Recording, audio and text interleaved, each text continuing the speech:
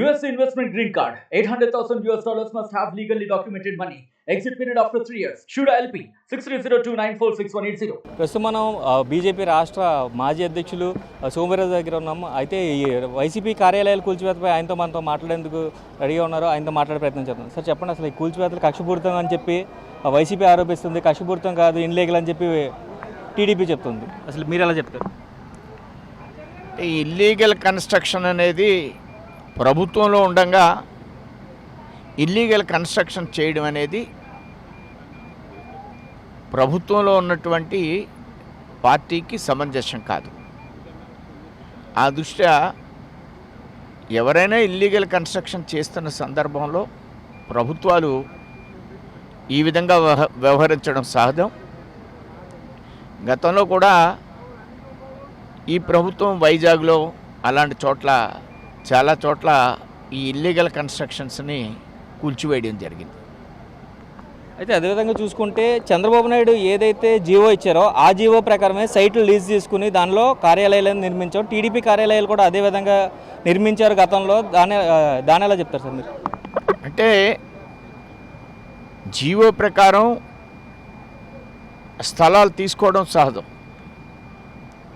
GO ప్రకారం చంద్రబాబు నాయుడు గారు మాకు కూడా విశాఖపట్నంలో, హైదరాబాదులో అలా కమ్యూనిస్ట్ పార్టీలకి అన్ని పార్టీలకి వారి స్థలాలు ఇచ్చారు. కానీ వాటిని మేము ప్రభుత్వం పర్మిషన్తో కట్టాం. ఎక్కడ డీవియేషన్తో కట్టడానికి అవకాశాలు లేవు. ఇచ్చిన స్థలంలో పర్మిషన్ తీసుకోవాలి కదా. మినిమం అధికారంలో ఉన్నాం కాబట్టి కట్టేస్తాం అనేది సాధమైన ప్రక్రియ కాదు. కాబట్టి ప్రభుత్వం ఈ విధంగా వ్యవహరిస్తుంది ఈవేళ ఉన్న ప్రభుత్వం. అదేవిధంగా చూసుకుంటే మనకి మిథున్ రెడ్డి లాంటి వ్యక్తులు కూడా బీజేపీలోకి రాబోతున్నారంటూ కూడా సోషల్ మీడియాలో చాలా పోస్టులు వైరల్ అవుతున్నాయి. వాటి మీద మీ కామెంట్స్? అవి మనం చూడాలి ఏం జరుగుతుందనేది. సోషల్ మీడియాలో వచ్చిన ప్రతి అంశానికి మనం స్పందించడానికి అవకాశం లేదు. ఇంకోటి కూడా చూసుకుంటే నిన్న జగన్ బెంగళూరు వెళ్ళి కాంగ్రెస్ కూటమిలో జాయిన్ అవ్వడానికి అయితే సిద్ధమయ్యారు. డీకే శివకుమార్ని కలిసారని కూడా వదంతులు వస్తున్నాయి. దాని మీద స్పందిస్తారు? రాజకీయాల్లో ఏదైనా జరగచ్చు.